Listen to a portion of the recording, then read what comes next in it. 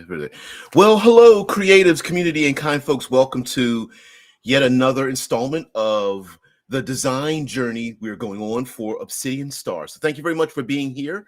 And today's big question, why is my camera off-centered? That's not the biggest question. The biggest question is we need a name for 3D printing. And we're going to go through the trials and tribulations of 3D printing in itself. I'm going to step up for just a moment, just cutting the light down because it's kind of unfolded stuff. Anyway, guys, sorry about that. The voice is feeling a little dry, so I may take a drink of something periodically. Let's get back into 3D printing. So, the idea behind this science fiction, this essentially rules light science fiction game, one of the parameters is I want to confront the hard science fiction it would take to live in a science fiction setting, our own solar system and things like that. And one of those is 3D printing. And I find that in current science fiction, that is often 3D printing is often overlooked as a mechanism that society will use, for the future. And I see lots of story opportunities and potential. I see lots of conundrums with a capital C that our players will be confronting and navigating around players who want to run and gun, or they have strange negotiations or interacting socially, and how 3D printing has an effect on that. I could have liberally lathe. You guys are coming up with some cool names. I do like the idea of it should be called a sewing machine, because the whole zipper, jacket, button, the concept of the player's mind and body and how that works together. I'm not sure. And I want to get across that this isn't current day 3D printing, but it's also not Star Trek's, what do they call it? Wow, my mind just went. It's not Earl Grey hot, and then all of a sudden there's a crucible of creation. Yeah. I don't know. I like to fall towards slang terms. Like there must be, I'm sure there is going to be a scientific name for this type of printing mechanism, but I don't know. Replicators. Thank you. Woo. Thanks, Drew. Thank King. Thank you there, N King. The replicator system, which makes sense, right? Like you have, if you have instant transportation, then it makes sense, especially in Star Trek, that they could produce solids, liquids, and gases in different forms nearly instantaneously, right? And instead, the idea here is that there's feeder material into a system, and then that feeder material builds that object. And the feeder material is broken down. It wouldn't be the atomic level because that's a little bit too refined, but much like current day 3D printers, the quality is based on the material that's the feeder material that's put into it. The same thing would be here, but it's taken from recycled materials or collected materials outside. For example, for example, we can get into one, if not more, of the situations our player characters, our stars, are going to get involved in. A habitat may need high quality feeder material brought in so that their 3D printing system is operable with high quality and the ability to create different and multiple different types of solids and liquids and things of that nature. I'm not sure. I haven't yet agreed on whether gases and volatiles could be printed, but I would leave it open, the option open to that. There may be some hard no's, like could you print out radioactive materials or highly volatile explosives or things like, is it physically possible for a 3D printer replicator system to print something that inherently is rather dangerous, or could it print it inside of something so that it's sealed inside of something? I don't know. I'm not sure where, like, what the hard line would be. Drew says maybe call it fabricator. That would then also hint at fabrics for the jacket. Yeah, fabrics. I like. Okay, okay. All right, okay, okay. All right, okay. Fabricators. S- Side note. Of course, I'm wearing this is a city skyline of here in Columbus, Ohio, and and someone decided to put some AT-ATs across the, they're too big for the buildings, but it's a city skyline. And I'm wearing one. I have a number of these gaiters that I use for to keep my locks back, and uh, apparently my family sent me a sign because these, it's hard to see, but I have a dozen of these that have like a star field on them, like nebulas and stars and planets and things like that, because they know I'm a big sci-fi head. And I was like, oh, there's somebody sent me a sign about science fiction. Okay, so um I'm gonna share this. This is just a little part of a documentation, little piece of document, and and just share this out because these are some of the that's pretty, you can barely see it. There we go. um so I wanted to come across how, when players need to they arrive somewhere and they have their blueprints. I'm still going to use the word blueprints because it's a common enough term that I think would exist even though the literal blue of the blueprint would not exist any longer. Much like how today we call, like, making a phone call or dialing a phone still exists, even though we don't use dials anymore, but we still use the symbol. I think that would exist in the future. But I do like the fabrication part of it. So um right here we have ourselves some like 3D printing costs, I guess, would be a way of considering how to come up with how difficult it is for the players to get the equipment they want. And I'll talk about why they would arrive somewhere and not have all of their gear. But we're not going to get there yet. So essentially, it's either going to be a 0, 1, or 2, and we're going to add it all up, and there's going to be six different things. And I've got 7. I'm going to probably push it down to 6.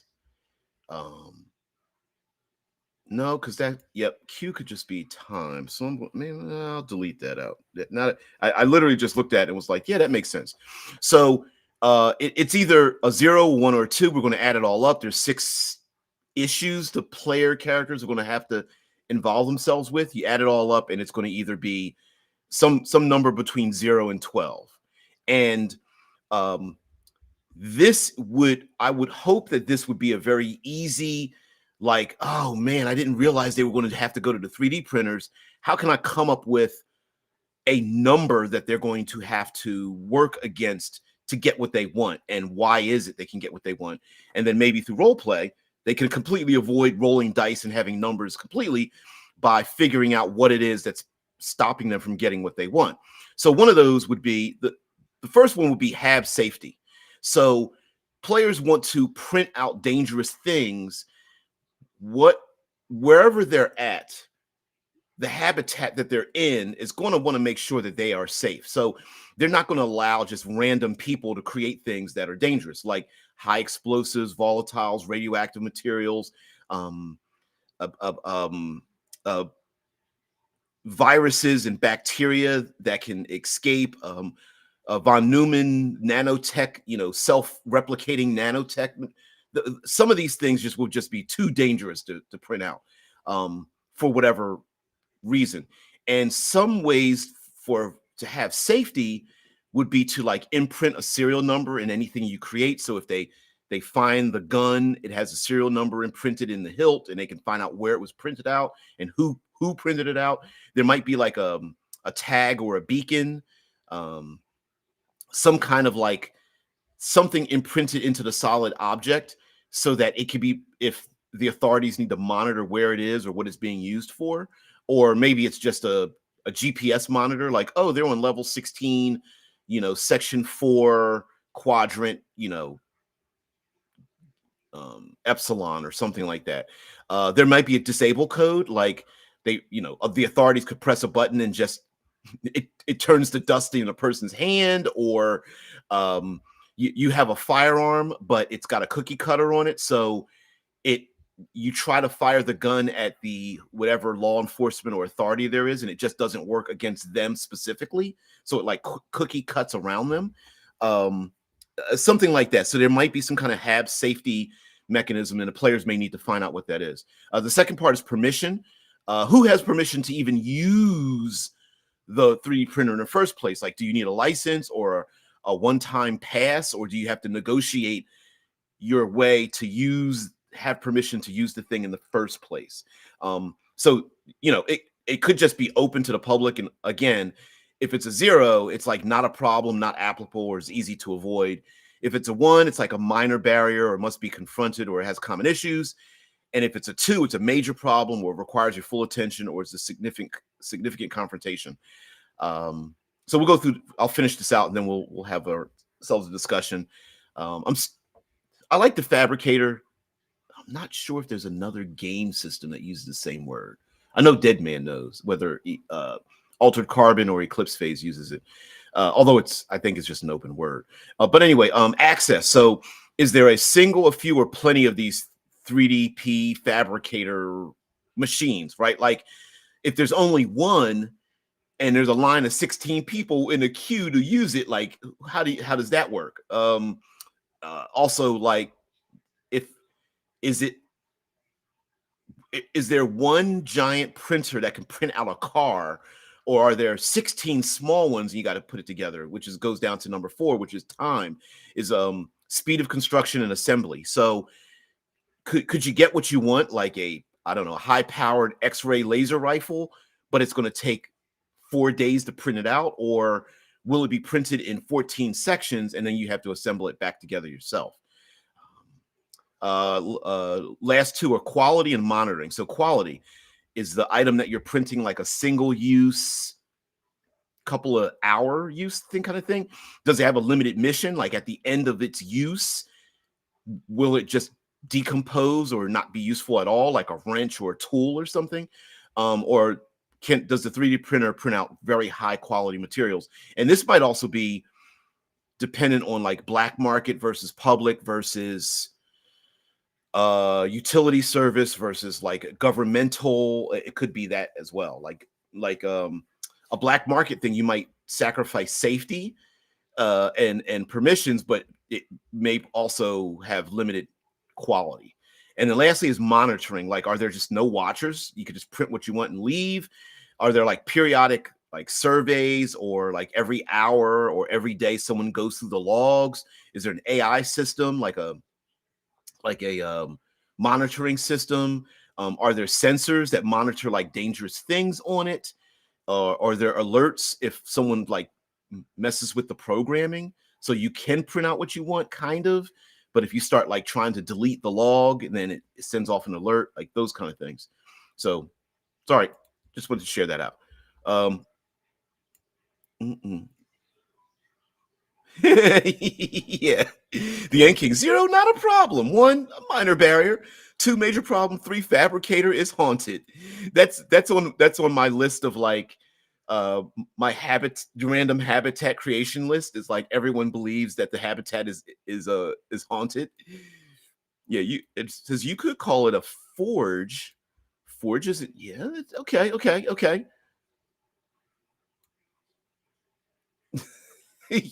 Drew's like, it turns into dust. Great. Now I imagine a jacket turning into dust like a snap in MCU.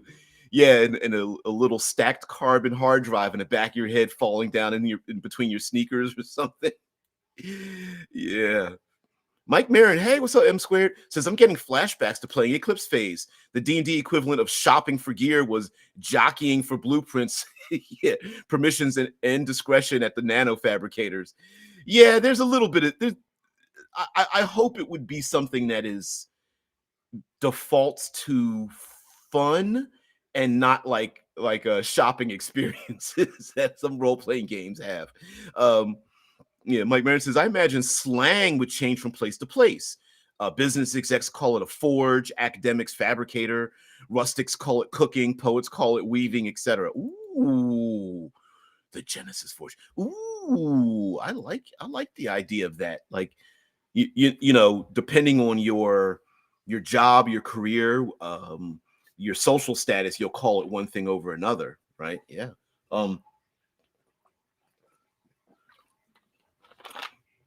Yeah, squirt. The Genesis Forge. That sounds Genesis Forge sounds very like I don't know. It sounds like dramatic music and a lot of noise in the background and someone standing over something like I don't know, the size of a large city that's glowing at the bottom of it or something. I don't know. Yeah.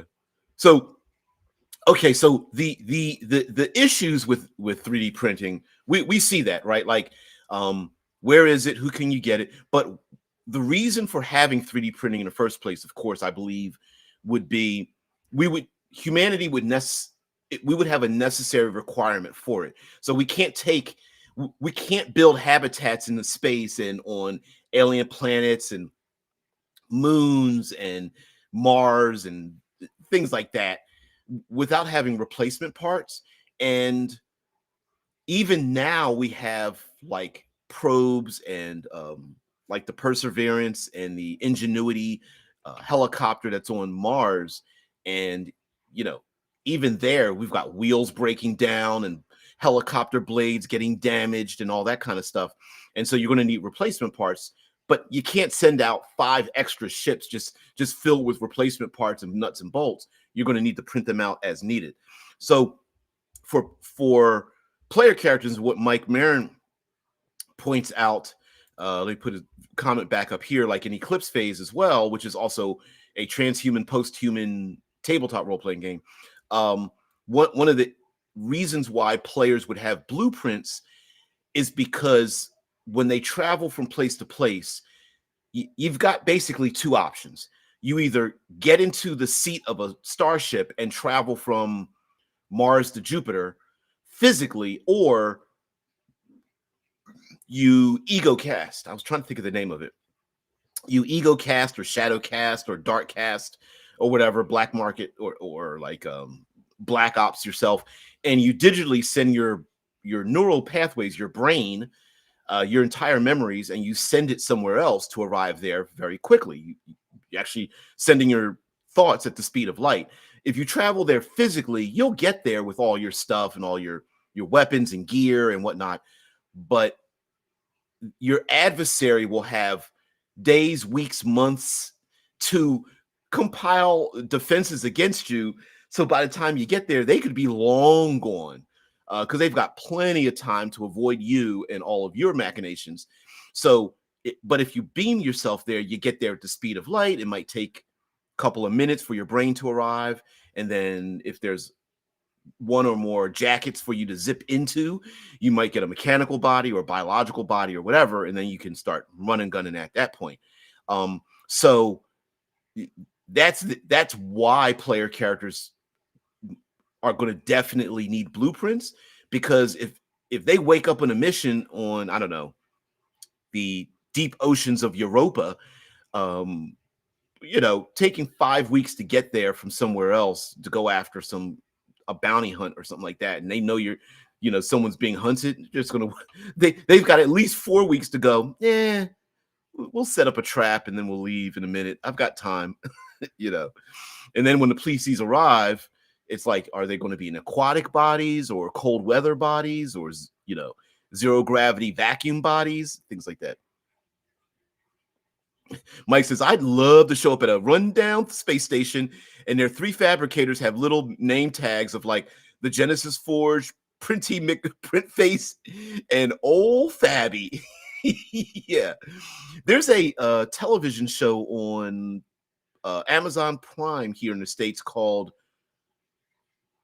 Peripheral, The Peripheral, and they show like a small East Coast, like Allentown, Bethlehem, Easton, old mining town or something, and they have a small mom and pop shop, and the mom and pop shop is nothing but a 3D printing place with like, I don't know, 50 or 60 printers going. It's pretty cool. The slapper stop. Yeah, one it's like I think if that happens, I'm like, I don't know. I think we might want to go to the Genesis Forge, but maybe Printy McPrintface might be the best one used because it's the one that's like unless it just spits out really funny things. Like no matter what you print out, it puts like a funny face on it, like someone sticking their tongue out or like or whatever. It would be pretty hilarious, especially if it's attached to like a voice monitoring system. It's like, hey, I need to print out a bucket, and the machine's like, or stamper, slapper, stamper. Ooh, hmm. Um, but yeah, it would be pretty hilarious for the machine to go, I know you asked me to print a bucket, but I think a lunchbox and some warm socks would be better for you. And you're like, damn it, I spent 5 hours waiting for this. And the machine is like, I think you'll enjoy it. I think 7 hours was worth your time. Oh man, the stamper. Yeah, I mean, I hadn't even thought about the machines actually having their own personalities, but it doesn't have to be a verbal personality. It could be like a used car. Like everyone's got that. Everyone at some point who's had a used car knows that their car had like I don't know, a personality all of its own, like the window that wouldn't go down or the sound it makes, or like um the steering always pulled to the right or something. Mike says, hell, you could vary the quality mechanically. The Genesis Forge is slow and steady, but do you really trust a grenade printed by Printy McPrintface? Yeah. Yeah, it's going to take you 3 times as long, but the quality be better in the Genesis Forge. But Printy, yeah, old McPrintface will get it to you in 13 minutes or something. And then you get ready to pull the pin on the grenade, and it's like it feels like it's made out of putty or something. You're like, yeah, why does this feel gooey in my hand? I don't understand. So it says, but seriously now, is this thing in Obsidian Star anything like a 3D printer we would know today? Um, I think it would be more closely related to a factory, um, a one of those massive factories, except it would be inside of a box rather than a jeez, 3D printer we would know today. So um, it would be more like an assembler because I thought of the name assembler, but Fab's still sticking in my mind. But yes, the idea would be that there would be feeder material through tubes that would feed material, and then the printer would be attached to those tubes that's blowing the material. Or I don't know how it would throw. Well, anyway, there would be tubes that blow feeder material. The feeder material goes into the printer. I'm calling it a printer, but whatever. And then it starts to assemble the mechanism or whatever you're thinking of. And I'm not sure, like, how could it print out an Earl Grey hot cup? Like, for example, would it just make the cup first and then start to get feeder material that makes the tea and the water? I don't know. I don't know. Um,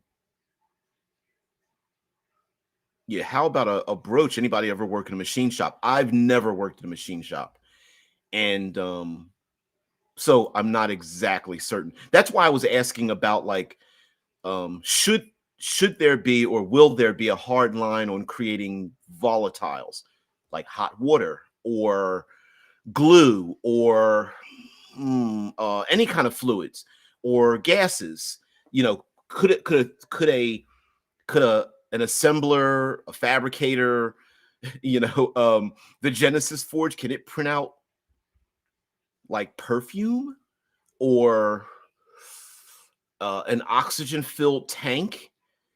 I don't know. I'm still debating whether it's going to just be solid objects or not, because and the reason why I'm thinking about this is, on one hand, we need to have mechanisms to make the life of our stars a little bit difficult, right?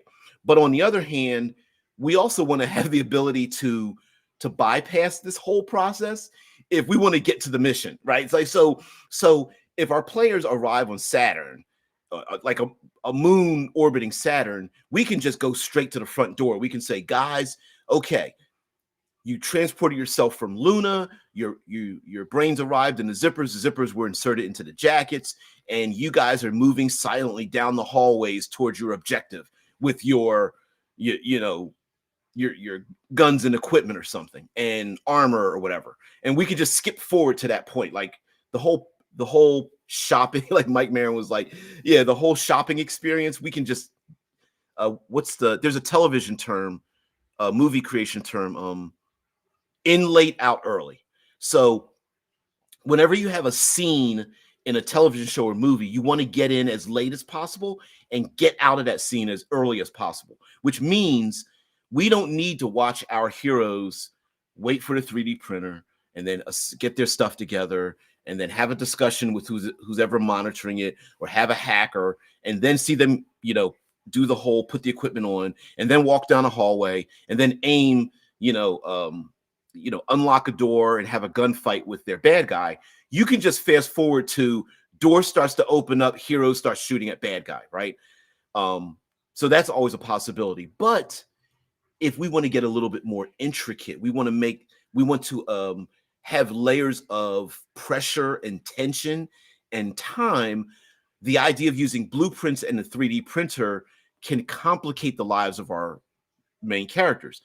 Let's say they're bounty hunters and are going after some bad guys, printing out, I don't know, forged identification and weapons and handcuffs and a neural disabler that they're going to put on the necks of our,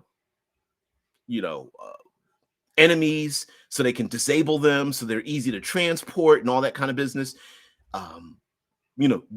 It may be necessary for us to have for a story element for the players to go, you know what, we can't go. We don't have time to wait. We're just going to have to buy this stuff on the black market and hope that the quality is good enough for this particular mission. Or the players may go, you know what? Yeah, we're going to wait. I know that our bounty might leave the station, but we're going to wait and get this stuff, and then we're going to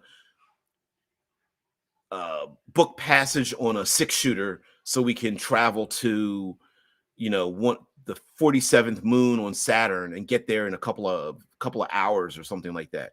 So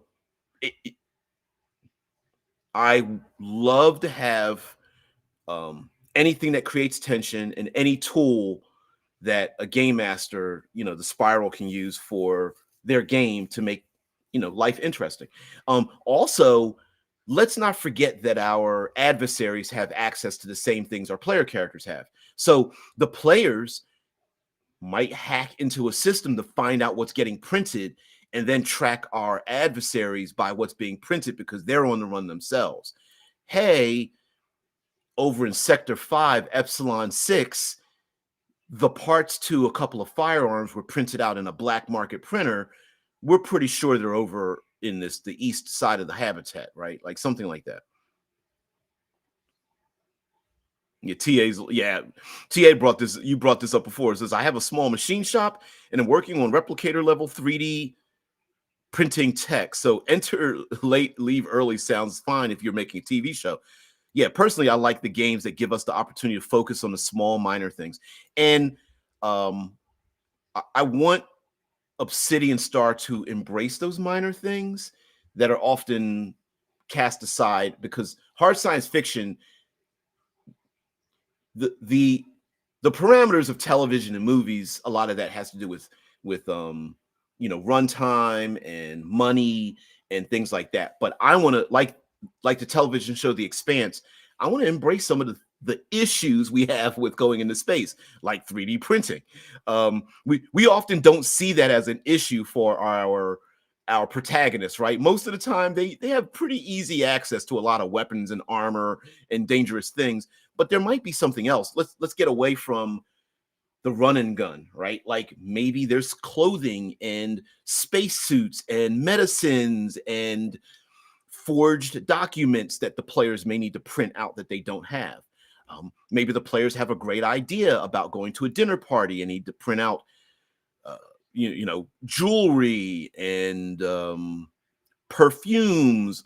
Maybe there's a specific brand, black market or high in demand blueprint to print out some fashion. And if people see you in those fashionable items, they'll know who that designer was from the 3D, from the printing material itself or whatever. So yeah, I mean, all of those might be possible. I mean, how about some rich and famous people? They can't be seen going to a black market printer, but the player characters sure can, to get some ill-gotten gain, objects or materials printed from a black market 3D printer, and then bring them to some rich and or famous or influential people who can't be seen doing such a thing. TA says, in real life, the whole concept is a mishmash of tech modules for things. Some materials are blown out of mesotubing, next increment of sizes up from nano. Okay, using electrostatic charge flipping. Shitlord says, you could just call it a thing maker. Yeah, that's true. I mean, even today we talk about like thingamajig, thingamabob, widget, who's a what's it's. So yeah, a thingomatic maker, number 47. Both electrical charges and laser tech is used to deposit in desired locations. Others would not be a vapor but liquid. For food products, you would need molecular cookie cutters that basically pull smaller molecules in and assemble them, then push them through to the other side. So similar to zeolite tech used today for making chemicals from smaller chemicals in the oil industry. Ooh. So the molecules that mass produce, say, a protein used in printing burgers could be damaged, forcing either a long time while a printer is making a new one, or stop off and trade for some already printed. The trick with the replicator concept is that it can actually manufacture all the parts to make a copy of itself. Yes, yeah, there is that too. Using a 3D printer to print more 3D printers is also a thing. Like, for example, the player characters might be tasked with taking a 3D printer to a place that needs one, so that they can assemble more, like a colony or some kind of a like isolated community or something like that. The size and shape or quality of a 3D printer, a community could have 30 3D printers, but if they're all, fourth gen printers and they need, modern gen types, even if it's only one of them, to print out more of them, that's a possibility. Or the opposite, a corporate or government or criminal organization doesn't want a community to have their own unmonitored 3D printers. A government's going to want to know, what are you printing? How are you printing it? How much of it are you printing? What's the quality of it? Like monitoring firearms. Here in the United States, we've got ATF, alcohol, tobacco, firearms, and there may be a security governmental hired security firm that handles, what ATF, assembly 3D printing, ATF, assembly 3D printing fabricator security service. So it's an ATF in space, and they might be like, hey, we need to check the quality of your machine. But really what they're doing is like, what did you print with it? Is there a way to add a disabler to your printer? Is there a way to, add in those tags or beacons or monitors or those cookie cutters to items built with it? That kind of stuff. I mean, it would be pretty interesting for a Hab to be able to just press a button and a rebel force all their like armor and weapons just turns to goo and dust, or heats up, or just breaks apart into chunks, and they quickly put down an uprising or something, does not mean that it would assemble the parts. You might have to know how to assemble them. So a skill level. Yes, that's also and I brought that up. Let's see if I bring up this document here. Yeah, I also brought up the idea of like, hey, you might be able to print out a firearm, but you're going to have to assemble it. You might be able to print out a small drone or robot, heck, even a laptop computer, but you're going to have to assemble it together. It may be that you have to assemble the parts in different places. I can get the parts for firearms in, level 57 Omega, but the bullets or the charging unit to actually fire the firearm is somewhere else. Yeah, by the way, do you have any idea what this thing is supposed to look like? Nope. No, I've looked up images of 3D printers. Let's get some images here. 3D printers, and let's get some images here. But a lot of these, images are very like I want to buy it and like put it in my house or something. But there's also, if you've ever seen homes being printed, like 3D printing homes, it's not a box that prints it on the inside. It's actually they're actually what would you call that? Mobile, like let's see, let's look up something else. 3D.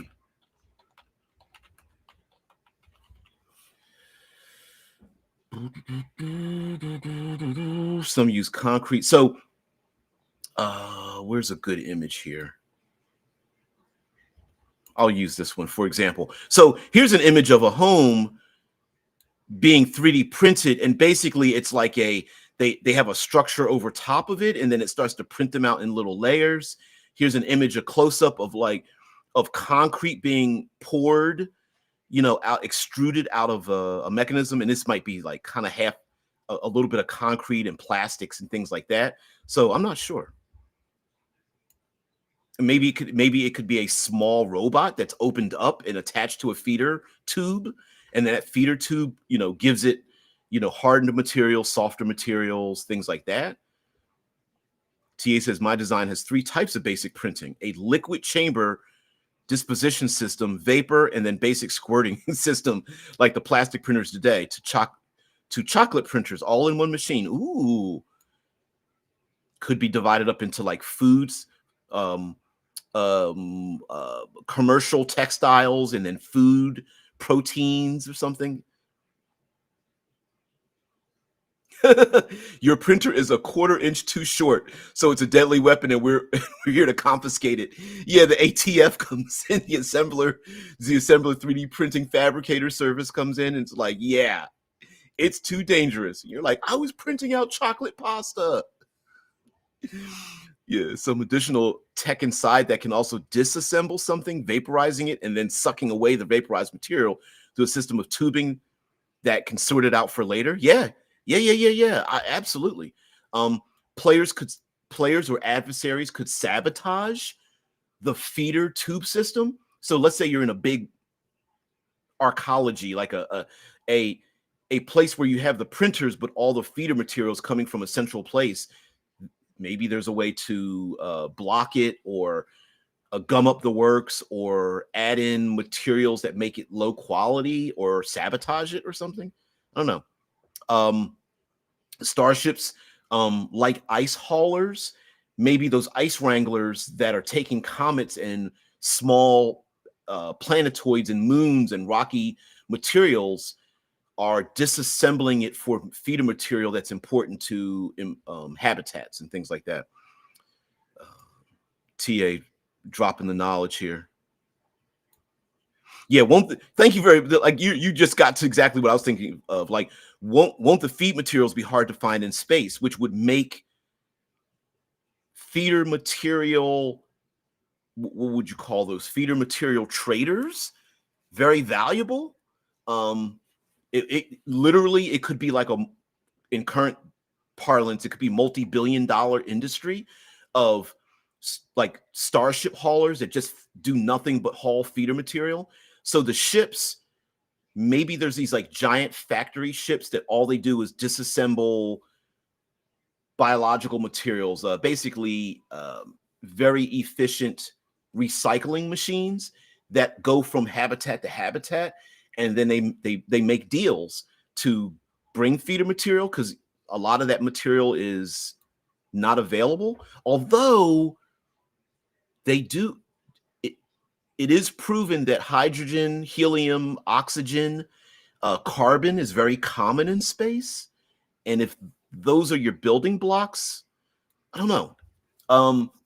I could see a society going like, we need a lot of proteins for food production, and a starship captain going, hey, we've got plenty of protein matrices, and here's our analysis of each of our protein matrices, and we'll gladly trade you for something else. Yeah, maybe even it's necessary for Habs to constantly have outside materials feed it in, because they keep using the same proteins over and over again through recycling, and that becomes a problem. So it's not that they can't print things out, it's they keep printing the same things out, producing the same problems and issues. So they need new material, literally materials that aren't here. Much like growing crops, right? You need new genetic material for corn and string beans and potatoes and things like that. Or livestock, you need new material for the livestock, or otherwise we'll keep breeding the same genetic defaults in your livestock or pets or something like that.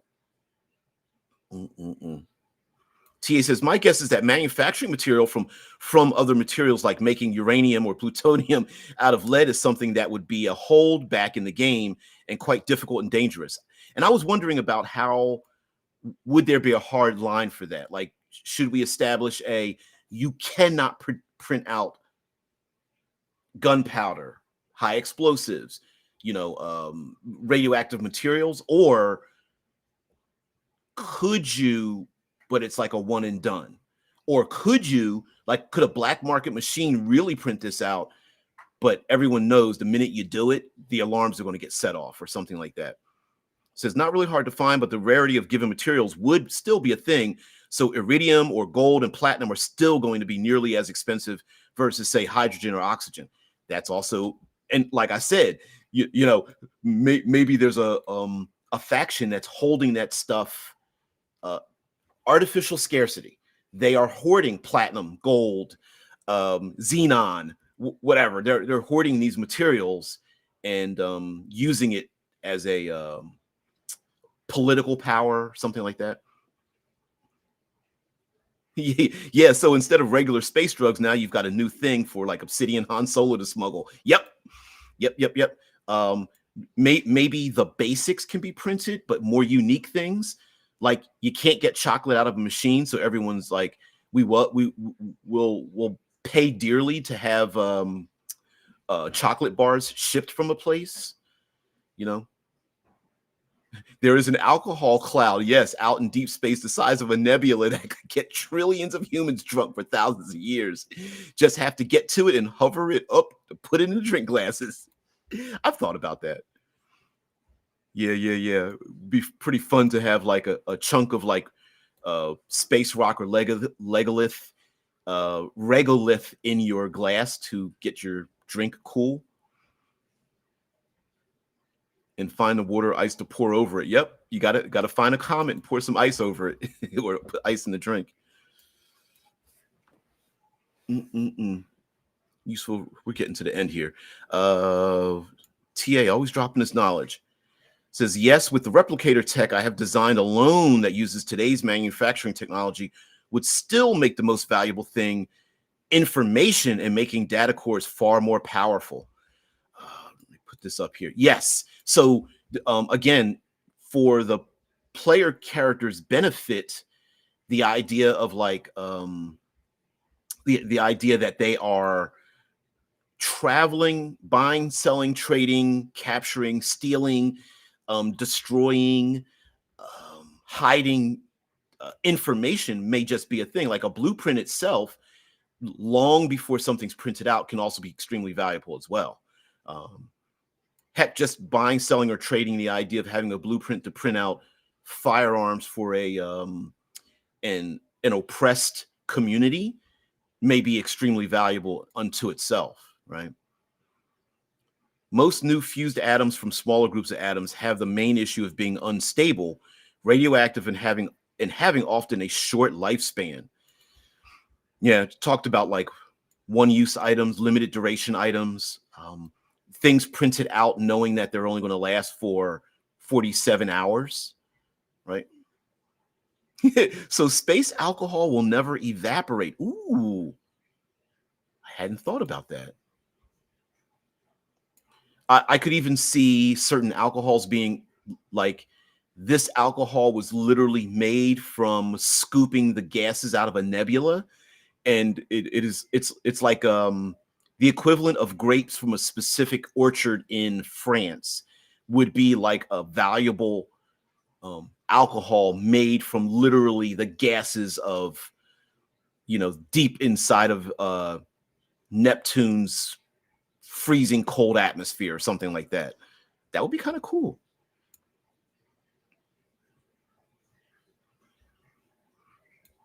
TA says, being able to manufacture. Sorry, being quiet here. My molecule in its surface, then you have to figure out how to knock them back out using heat and pressure, then let it more condense on it again. Like, for example, even now we understand that you could artificially make a wine taste the way you want it to with just chemicals, but the value of alcohols is that they are made from fresh grapes from a specific location in a specific manner, in specific barrels over a specific period of time. So something, everyone can walk around with 3D printed clothing, but maybe specific clothing fabrics are more valuable because a specific designer put them together by hand, even if they printed the fabrics out from the machine. So there could be kind of like a blending of the two as well.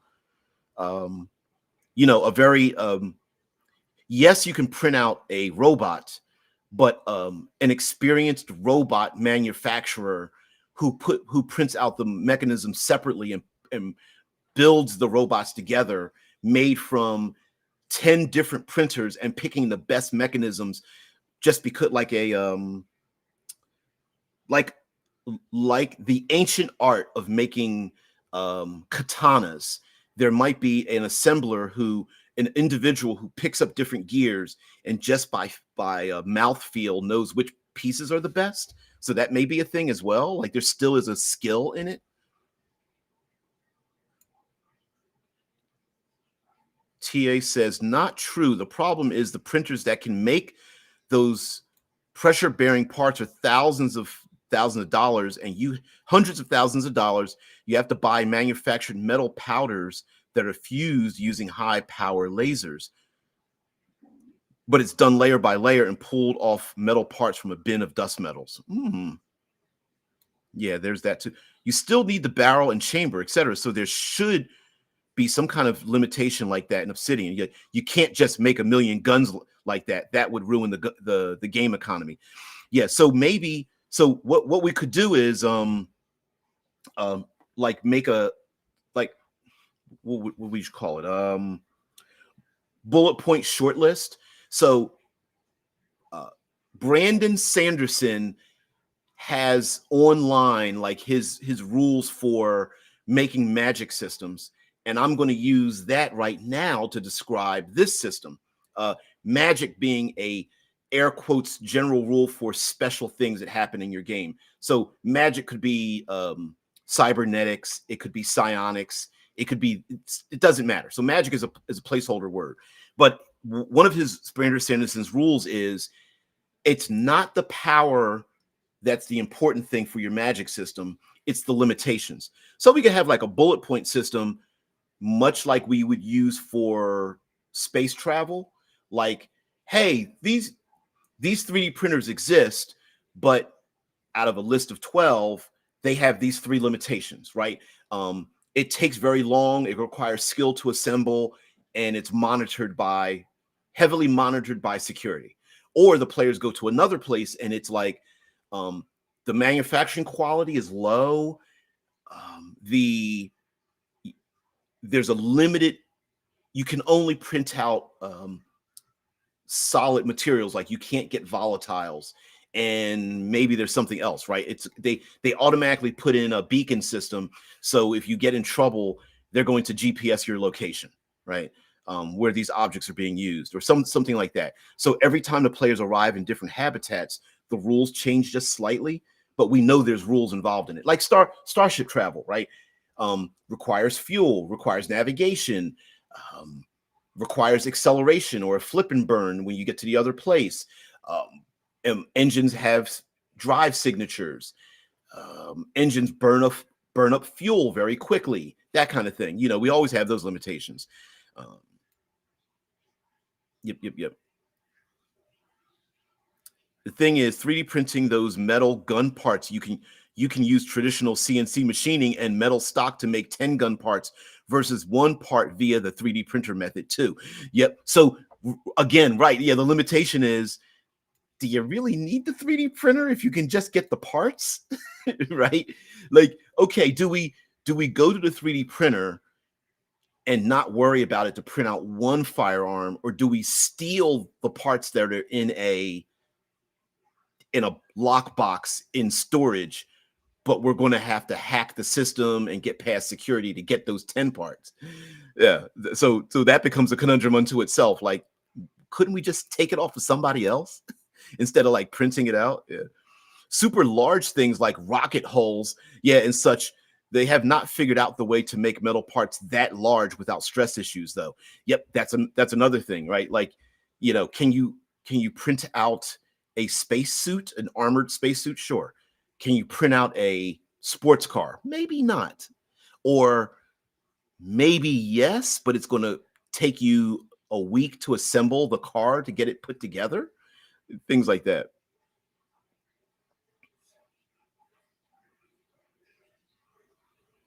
One thing is no one is using yet is atomic directional orientation tech. I don't even, that sounds awesome. That's a bunch of words put together that sounds awesome, and I don't know what it means. I love it. So whatever way they are bringing them together, the molecular makeup is still just randomly forming in a more natural state. Ooh, okay. See, thank you, Shice. Would these manufacturing processes even work at all in 0 gravity? Ooh. So a 0 gravity hab or location or starship, maybe they just can't do it at all.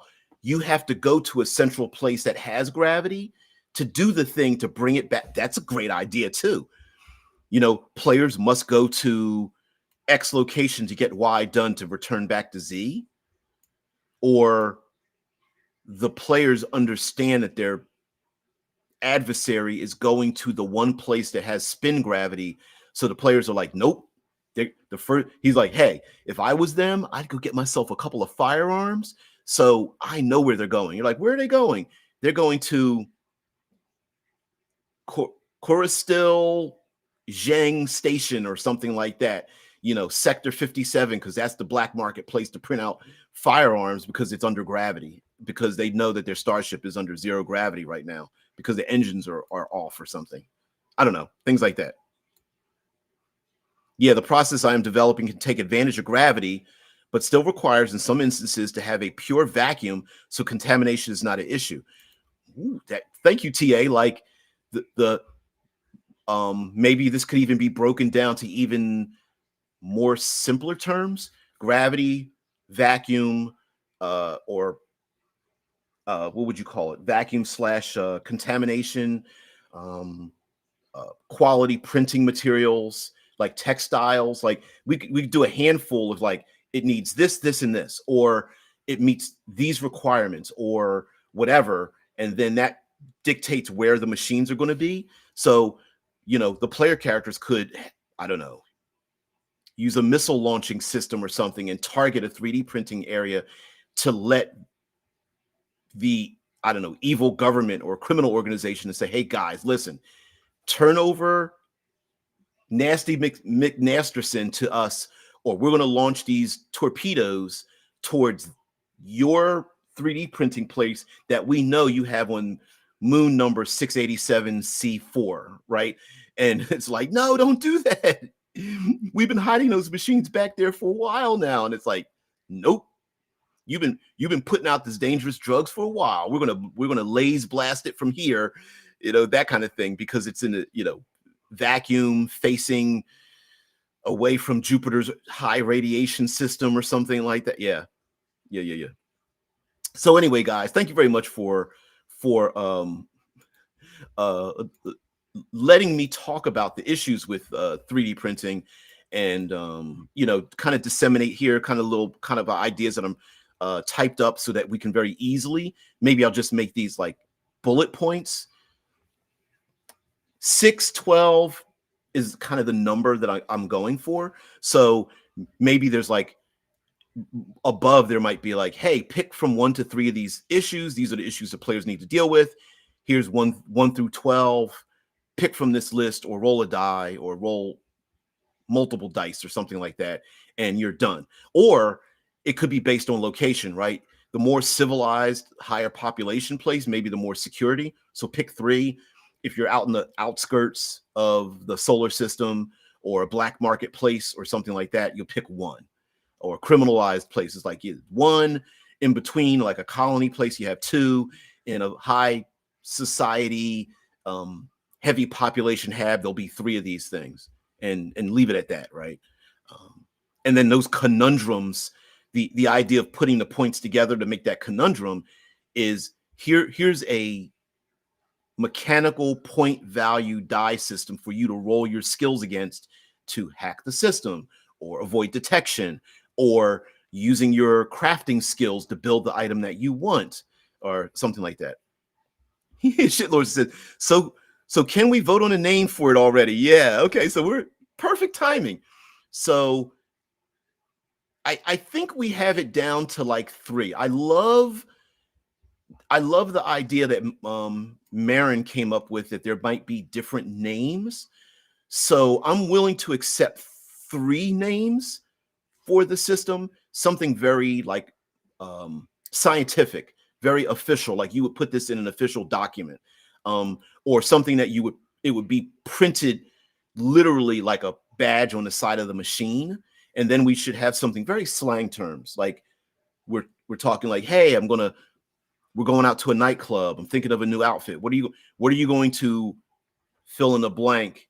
What are you going to print or extrude, or I don't know, sew or tailor, something like that. Like, what are you going to, get out of the machine and like, oh, I'm looking for something that's a little bit, it's going to be like light gravity. So I'm looking at, there might be something more slang termy. Yeah, you should have multiple types of machines that are used for production. Yep. I agree. Yeah, viable to trade. Also, you don't have to have a stressor like being attacked in need of something in less time. Could just be that you are spending more money existing while printing, making it more economically viable to trade for already printed parts. Yeah, so yeah, maybe there's one hab. One hab does nothing but print out things that other people need now, and you just ship them over instead of waiting to have them printed where you're at. It might be just cheaper today, cheaper to have things shipped over from China than to make it here, right? There's a reason why it's like it's cheaper to literally have it manufactured in another country, put it in storage, put it on a ship it over, than it is to make it here. So yeah, absolutely. I'm with you. You are so right. Yeah, the official name should be too boring for anybody to ever remember. Yeah, something very like what's the term used? It's a term used by the military to describe dangerous things to make them seem mundane. Right? Like there is a way of using terminologies to make things boring sounding on purpose. I don't know. I'm still liking the fabricator, so I'm going with a fabricator. I like a assembler. I like a forge, and what's the other one you guys mentioned? Weaver. Although different names could be given for different things they print out as well. So we might have multiple names for it. But overall, they might just be called, maybe there's an acronym like, I don't know, textile, conflagration, I don't know, conjunction. It could be something weird, like you using a bunch of official scientific names that just comes up with a word that just means like Ralph or Abby or something like something strange like that. Like everyone calls it an auto. Why? Because it's an operational textile 3D printing organizer or something, and everyone calls it auto. It may be something like that as well. Yeah, one for making habitats. I have brewing rotates and vaporizes material. Oh wow! Oh, like making spherical chambers. Yeah, leave out that paper country. Yeah, no U.S. Yes, exactly. Sam, single action machine shop. Hey, okay, all right. Yeah, Sam's, little Sammys, things like that. Yeah, single action machine shop. Yeah, yeah. I'm liking it. You know what? Okay, all right. We're doing it. We're doing it. They're Sammys. Like they could be like um much like we give personality to physical objects like cars, boats, machines, computers. We give it a personality. Maybe people do call them Sams and Sammys and Samanthas and things like that. Yeah, I'm liking it. I'm liking that a lot. Yeah. Some people just like um a marker or a little sticker on the side to show like it's their favorite machine, or the entire community like looks at the machine like it's part of their community. Like it's a it's as much of a pet or a neighbor as anything else. I like that. I like that. And I'm with you there, shitlords. Like, yeah, none of this should be like United States based. That's my point of making the little paper nations and paper countries. Like doesn't matter where you live in this game. Where yeah, your country isn't on top, including the United States. So thank you very much, guys, for being part of the show. I really appreciate it. I'm really feeling these names. I think a multiple name feature might be kind of cool, but the overall overarching thing, like Sam's, might be a thing. So yeah, I'm liking it. I'm liking this a lot. Mind you, it doesn't have to sit. I will be uploading materials, so you'll see more materials and one pagers. Like, let me show a one pager here just before I leave. Shitlords mentioned to me, like, shouldn't we be going over the setting? And so let's see if I can show this off here. Show this. And I completely agree. So let's share this tab instead. So this is an example of like what I mean by a one pager. A one pager. Mark devised multiple action. He thought about a little multiple action replication construction device. Okay, fuck. Too brilliant. You guys make me sick with your brilliance.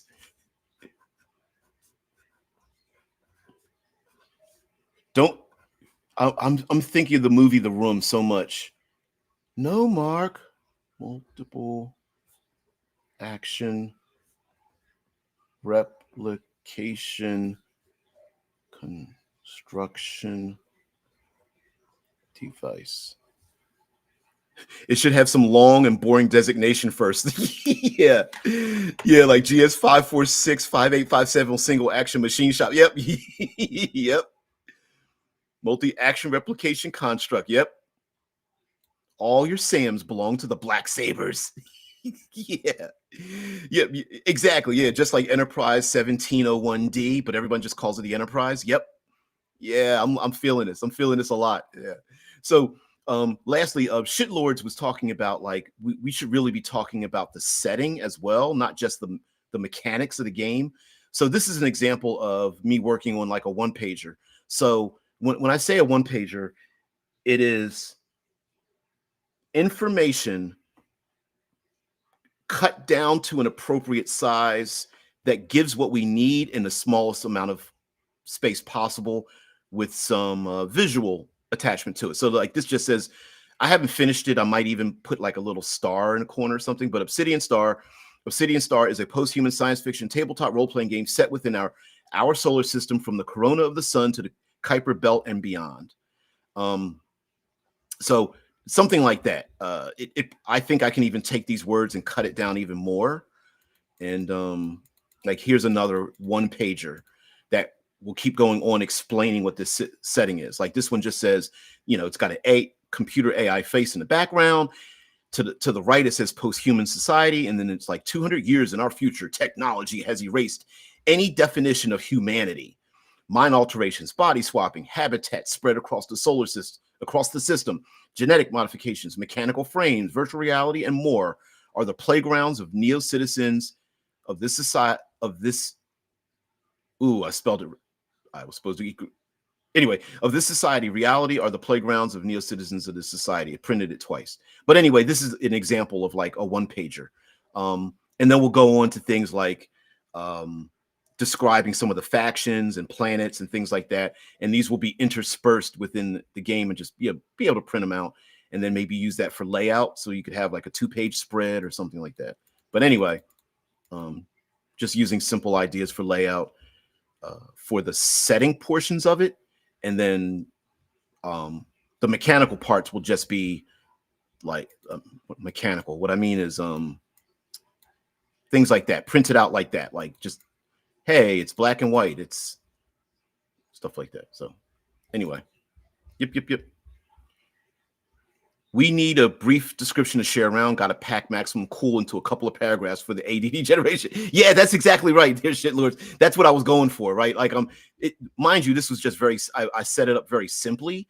So I want to make something like this. Like you could just take this and just make that a post, right? You could just grab it, snatch it, paste it somewhere, and someone goes, "Oh, what's that about?" Right? And then post this plus a link, and you're done.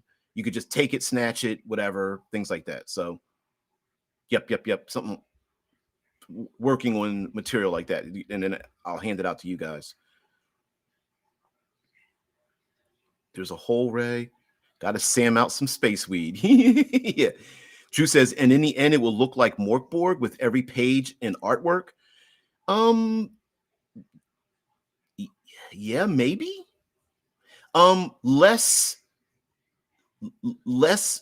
hard rock crazy like Morkborg. But yes, like this is about as crazy as I want to get.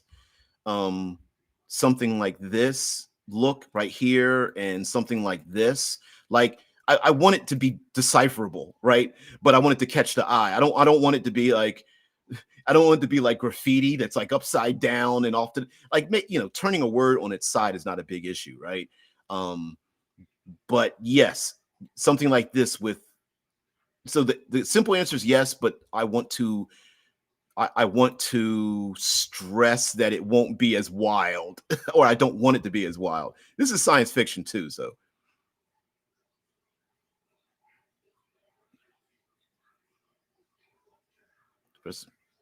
Oh yeah, posting links in the comments below. Yeah, because Facebook suppresses posts with links in the body text. Yep.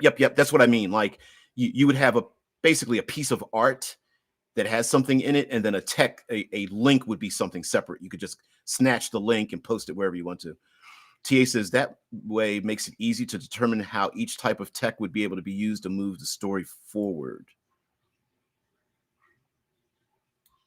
Yeah, having some info on complexity, time to fabricate, and material difficulty for obtaining the needed resources would be good for general terms. And that's what I'm thinking. Like you guys are helping me decipher. Like, okay, we have some general terms, general issues. Boom, throw the players in. Now what are you going to do? And the players are going to have to make the hard decisions. Like, okay, do we wait? Do we go black market? Do we print it out? Do we go to a place for them to print it out for us? Stuff like that. So, guys, thank you very much for being part of the show. I really appreciate it. Also, thank you very much for just letting me share a bunch of this stuff. Let me spread this out. The star field out here, something like that. Yeah. Yep. So, guys, thank you very much for being part of the show. I really appreciate it. Thank you very much for letting me adding to what is here and allowing me to help create with you guys. I do like the Sam Mark acronym thing going on. I love that. I love it. Yeah. Happy Monday part 2. Exactly. Exactly. There, Shice. So, guys, have a great one. I'll see you later. Peace and tranquility.